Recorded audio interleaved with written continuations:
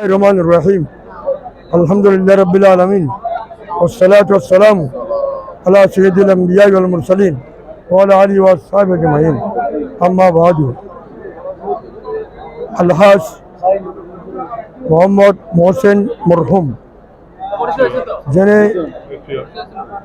হুজুর কেবলা কুতুল ওলিয়া গৌসুজ্জামান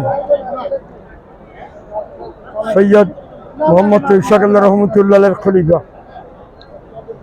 এবং কুতুল ওলিয়া সৈয়দ মোহাম্মদ সৈয়দ আহমদ শাহ শিরকুলি রহমতুল্লাহ মুরিদ নূর মোহাম্মদ আল কাদেরী মরহুম তার সুযোগ্য সন্তান আলহাজ মোহাম্মদ মোহসেন তিনি ৪৫ বছর জামিয়ার সহ সভাপতি সিনিয়র ভাইস চেয়ারম্যান হিসাবে খেদমত করে গেছেন।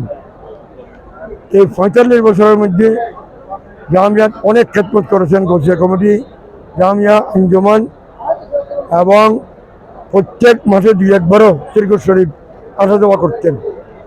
আমাদের হুজুর কেবলা বর্তমান হুজুর সৈয়দ মোহাম্মদ তাহির শাহ এবং সৈয়দ পীর বাঙ্গাল সৈয়দ মোহাম্মদ সাহাবির শাহ এবং আমাদের হজরতে কাসেম শাহ, হামিদ শাহ হুজুরের পুরো পরিবারের তিনি অত্যন্ত প্রিয় ভাজন ছিলেন এবং সবসময় হুজুরের সাথে থাকতেন।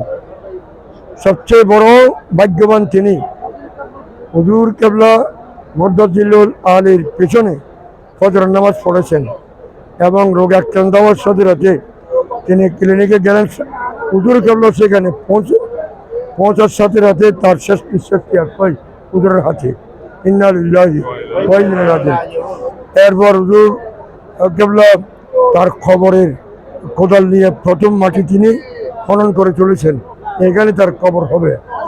এরপর থেকে জানাজার নামাজ ইমামতি করেছেন। এখানে লক্ষাধিক মানুষ রাত্রে ৯টা বাজে, প্রতিকূল অবস্থা, ঝড় বৃষ্টির সময় এতগুলো লোকদের সমাগম এটা সম্ভব নয়। এবং হুজুর কেবলা পরিষদে বলেছেন যে তার জীবন সার্থক সফল। তিনি জামিয়া আঞ্জুমান হুজুর কেবলা পীর এবং পীর ভাইদের খেদমত করে করে দুনিয়া থেকে বিদায় নিয়েছেন। আল্লাহ তাকে জান্নাতের মধ্যে উঁচু স্থান নসিব করুন।